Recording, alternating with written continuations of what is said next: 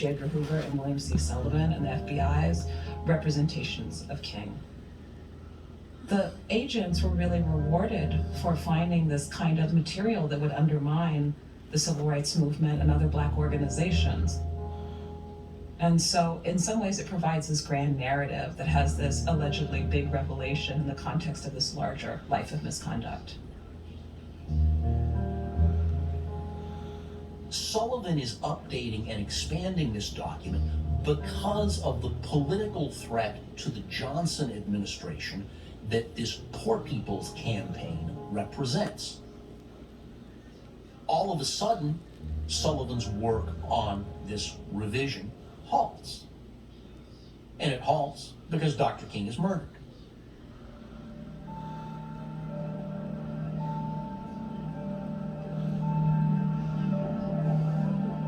The night before his assassination, King gave one of the most remarkable speeches of his whole career. One of the themes was the idea that protest itself was really in peril.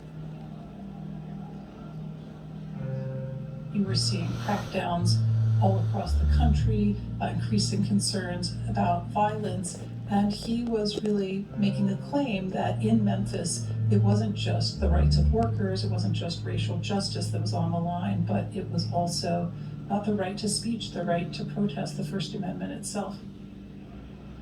If I lived in China or even Russia or any totalitarian country,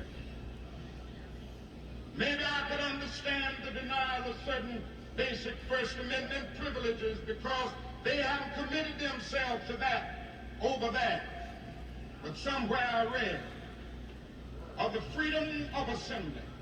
Somewhere I read of the freedom of speech.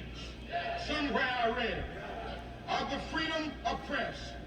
Somewhere I read that the greatness of America is the right to protest for rights.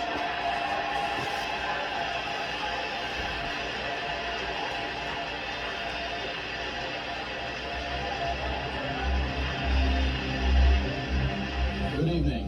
The Reverend Dr. Martin Luther King, 39 years old and a Nobel Peace Prize winner, and the leader of the nonviolent civil rights movement in the United States, was assassinated in Memphis tonight. A sniper's bullet cut down Dr. King as he stood on a hotel balcony in Memphis. The special bulletin flashed on the television that Dr. King had been shot. And I just stood there, a long time. And then a little while later, they said Dr. King was dead. And I was angry. And there's a whole lot of other people were angry. We are very upset today because we lost in our generation somebody like a father. In our lifetimes, people 25 and 26, he's the first major man we ever saw who started a bus ride and everything like that. And today, many people are out here on the street wondering which way they're going to turn because we don't know where we're going to go. Do we go to the right? Do we go to the left? We're not sure today. I don't think the FBI had a deep interest in protecting King. In fact, there are many moments in which the FBI refused to act in a kind of bodyguard capacity or even a warning capacity when King was under threat. In the end, after Hoover felt that he was under enormous pressure, the FBI did conduct a pretty decent, wide-ranging, incredibly labor-intensive investigation to find someone who was involved in King's assassination.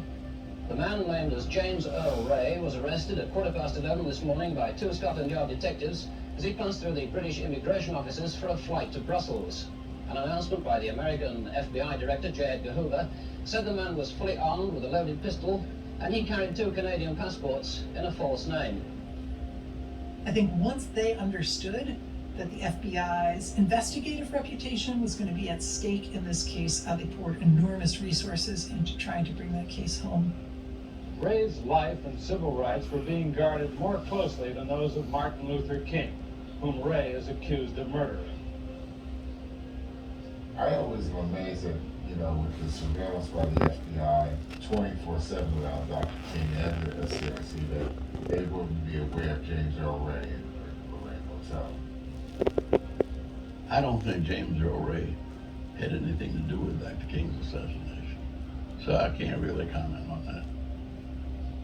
The assassination of King and the fact that we were doing surveillance that day when he was shot, it's always been in the back of your mind going, you know, did we not know this? Could we not prevent this? I didn't hear anything that would indicate that headquarters knew and chose not to do anything. I never saw that, I never heard that. But it was a question everybody had because it was a legitimate question. You know, why did we not intercede if we were there? This was an emotional, frustrated, outraged nation. Other people were trying to incite to violence. We always said that the only thing that could defeat us was violence.